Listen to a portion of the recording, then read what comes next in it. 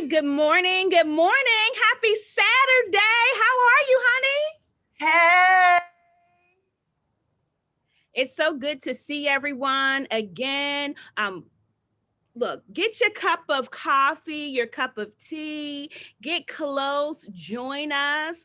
We are going to just have a great conversation today about being grateful and gratitude as we go into this week, Thanksgiving Day holiday. Again, thank you so much for tuning in. I am Dr. QuinhonScott, and I have the pleasure of being with this morning.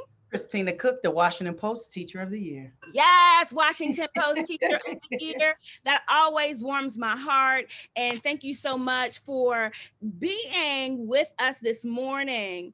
We do want to make sure we do a disclaimer, which is that as we are speaking, we represent ourselves. We do not represent the companies that we work for and or the institutions that we went to. And so this morning, we're just going to have a conversation. Why are you thankful? I mean, we are in the middle of a pandemic. Mhm. As I watched the news last night, there are still the political upheaval that is going on. It's bananas. I Yep. mean, why last night I was watching the news and Trump was just like, I won the election. And I was like, did I hear that right? I had to rewind the TV because I thought that I was wrong. I was like, he won the election. And so clearly he still hasn't conceded yet, which is just an integrity issue as far as I'm concerned. What do you think about all the things going on, and then with all the things going on, how do you still press through with gratitude? Because I'm always thinking about the fact that it could be worse. And so I'm just reminded of the person who lost their job. I'm thinking about the small business owners who depended on clients coming into their establishment to make their money. So I'm thinking about my hairdressers, my barbers. I'm thinking about small business owners this morning who really had to dig deep in savings and loans in order to just sustain. And I'm just grateful that throughout this entire ordeal, my family was unscathed. I was able to keep my job and shoot, not only keep my job, but elevate to another job and career position. And so I think for me, Dr. Scott, I'm always in that space of it could be worse. And so I should be thankful that my struggle isn't someone else's in that season. So I think that's what kind of keeps me grounded. Also my faith, like I trust and believe that God is in control of all things, sees all things, knows all things, and is continuing to order our steps even though we are in such tumultuous times. Yeah, I definitely agree. I was thinking about really just like what sustains me, what holds me. And, it's definitely unwavering faith, just Yeah. believing that God is going to come through. He is going to be there. Mhm. That no matter how things go, I can truly depend on Him. Yeah. And so, definitely as people are viewing in, I'm thinking about things are going to be so different this Thanksgiving. Yeah, they are. Definitely, I appreciate this conversation because I have just been like a little bummed out. So Mhm. I come from a family where, it's nothing for us to have 70 people at Thanksgiving dinner. Yeah. Um, and in vanity, I love getting a Thanksgiving Day outfit. One of the favorite things I have about Thanksgiving is like my Thanksgiving Day shoes are always on fire. Family Did come you through. say did I you say Thanksgiving shoes? what? I come through with the Thanksgiving Day shoes. Like one of my favorites. And so just thinking like this Thanksgiving, we're not having a big Thanksgiving Day because of course, safety reasons. Yeah.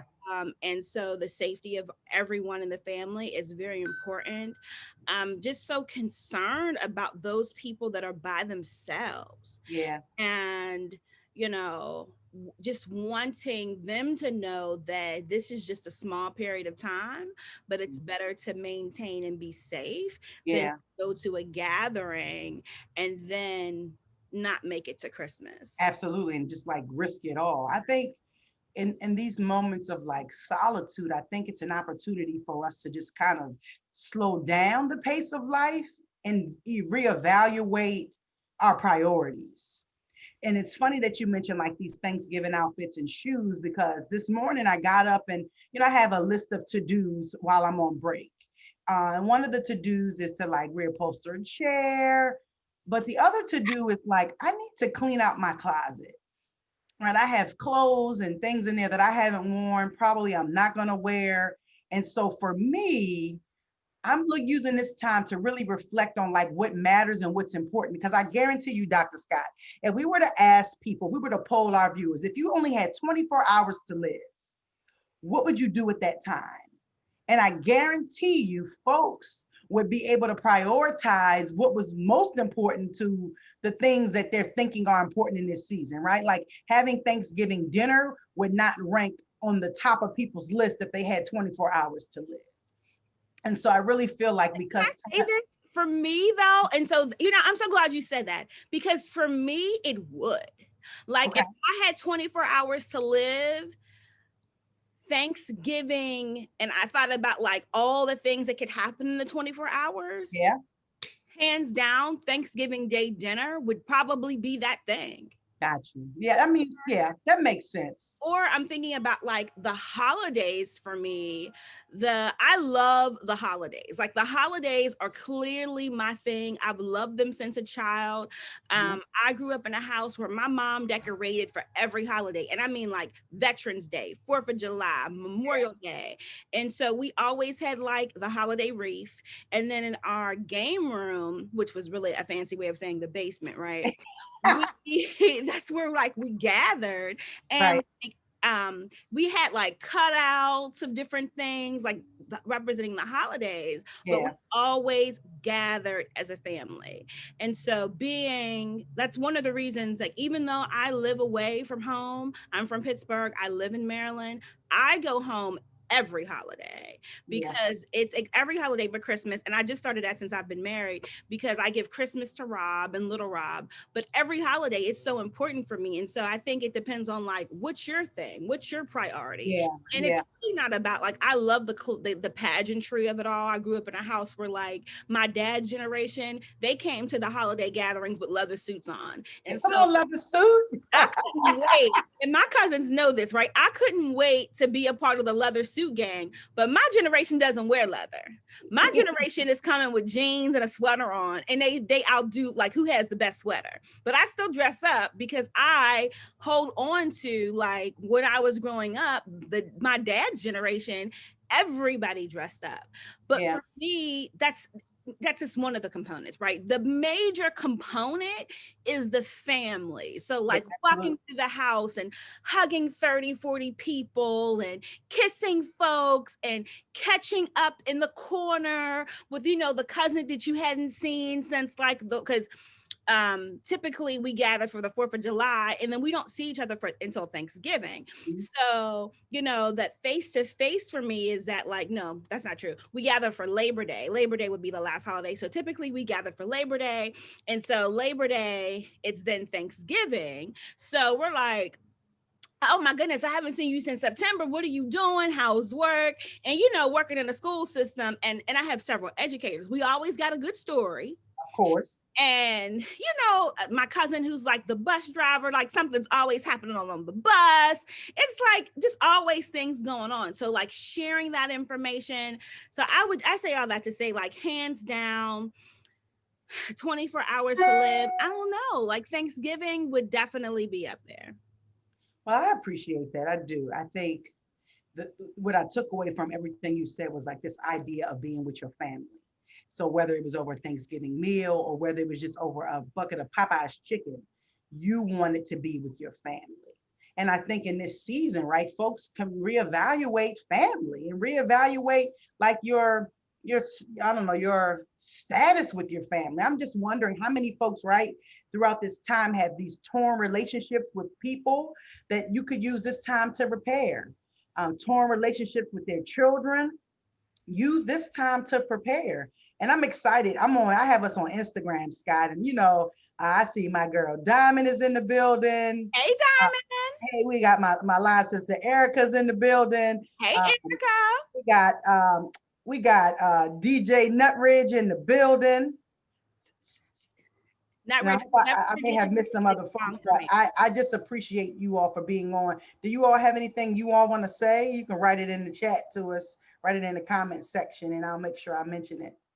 But you know what I'll say, repairing relationships is so important. So one of the things when the pandemic really first happened, and this is a shout out to my in-laws, is that my Rob's parents would have us gather weekly and bi-weekly at their house. It Yeah. was really the only time we were out. And I really thank God for that period of time because that time gave me an opportunity to know them more, Mhm. also for them to learn me. So it's like it's one thing for you to know somebody because you see them like, every other month, once a month, or Right. they see me through Rob's eyes. But it's another thing for me to sit at their table, for us to break bread, for us to Mhm. have ongoing conversations. And I'll definitely say that in this period of time, like I have a new lens on my mother-in-law. Like that's really my nigga, right? Oh, I shouldn't say that. That's really my girl right now.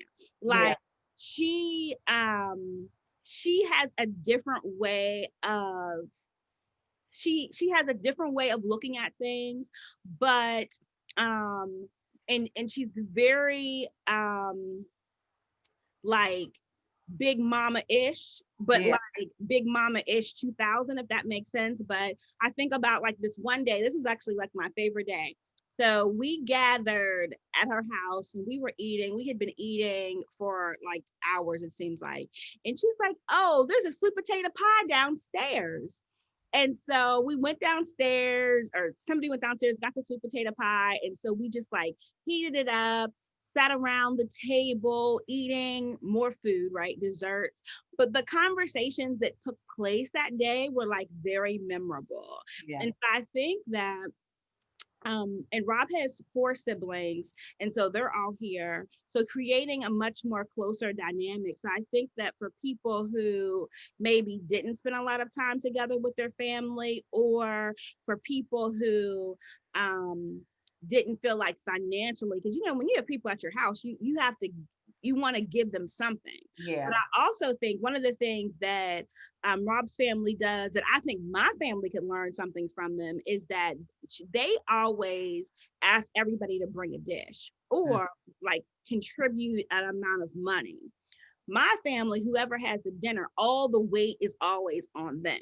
So Got you. you really can't have anything unless you have the money. But in this case, Yeah. where money is kind of funny for everybody, like I think it's a great time to go back to like, all right, you bring these things, I'll bring this, and then you can pull all your resources together. So definitely encouraging people like, you know, when things get better, or for that bubble of people that you do have a relationship with, maybe you live in the same vicinity, maybe you're really close, maybe you've all been tested. Like my father-in-law has to get tested because he's a pastor, and he's going to church, so he gets tested quite often. So like Mhm. however you maintain your safety, and if you're having people in your space, how do you gather, and the weight of the gather isn't on one group of people. Yeah, I think you make some really great points just about this idea of like coming together as a community. And so I feel like, we could take this conversation definitely there, like where we see the Black community fitting into pooling resources and coming together to share, right? It's like this idea for me that, I grew up hearing from folks, so I got mine, you got yours to get. And so I think in this season, right, no one should be hungry for Thanksgiving. Even if you can't gather in a physical space, you could send a meal to someone's home. You could put a plate on somebody's porch. Like, I feel like there's enough resources, even though we're feeling a financial pinch. If we really start to think about where we're spending our money, right? How we're spending our money, we really could do some damage in a really positive way. And the first thing that came to my mind, Dr. Scott, is like this crave for this PS5, right? And how people are doing any and everything to get one. I mean, that's what, $400 or $500 that honestly could be used um, and I'm not telling people how to spend their money, but it could be used in another way to make an impact and to make a difference. If you have $500 to spend on this game, you have money that you can invest to make your life better, or to empower and make someone else's life better as well. Yeah, I agree. I think the PS5 is a bit much.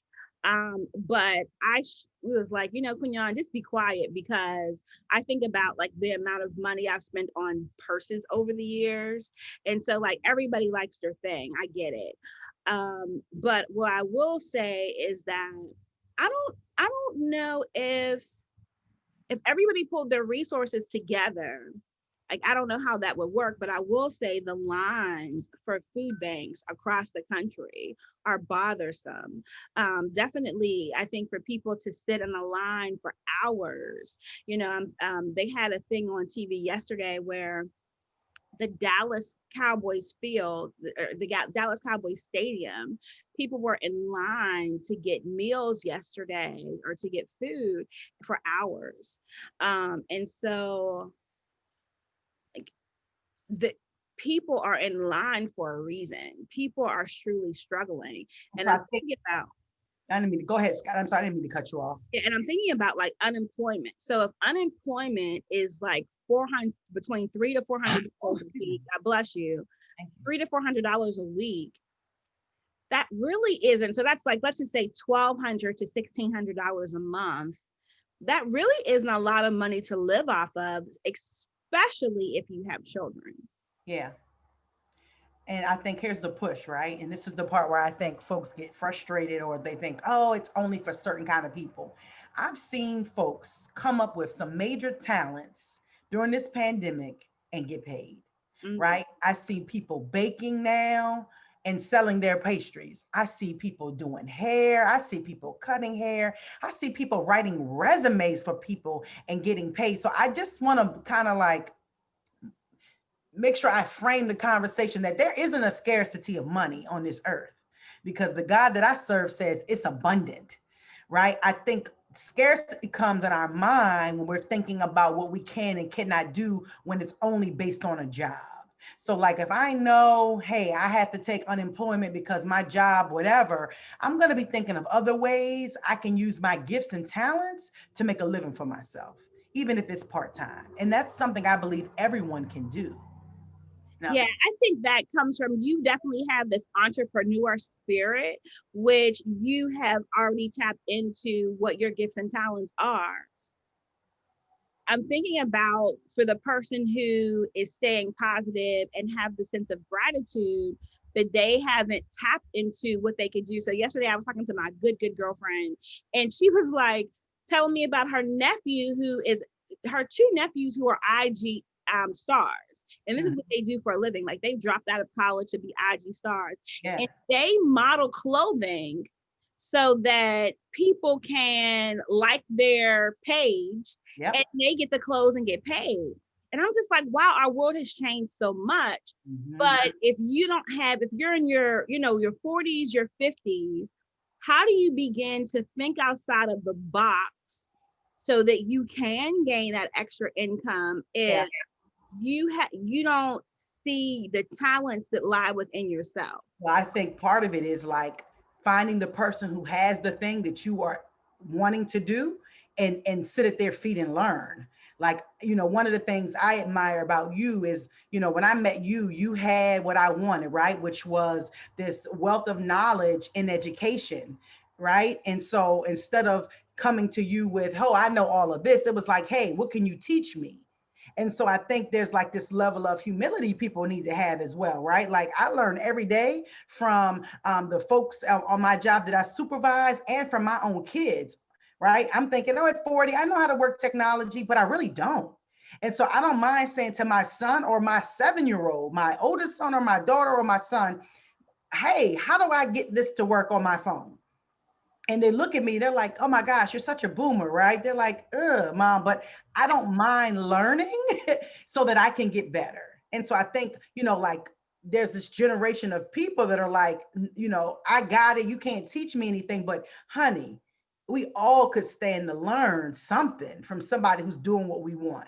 So like you have a PhD, I'm discussing with you, I'm going back to school to get my PhD. So I would be a fool if I didn't sit at your feet and ask, hey, what are the challenges of working full time and getting a PhD? Talk me through the process of writing a dissertation, because those things are universal no matter what school you attend. So I think folks need to start asking more questions, or shoot, go on the internet, y'all Google who's with who in the T and the this. Google how to make extra $500 from home. Period. Back to you, Scott.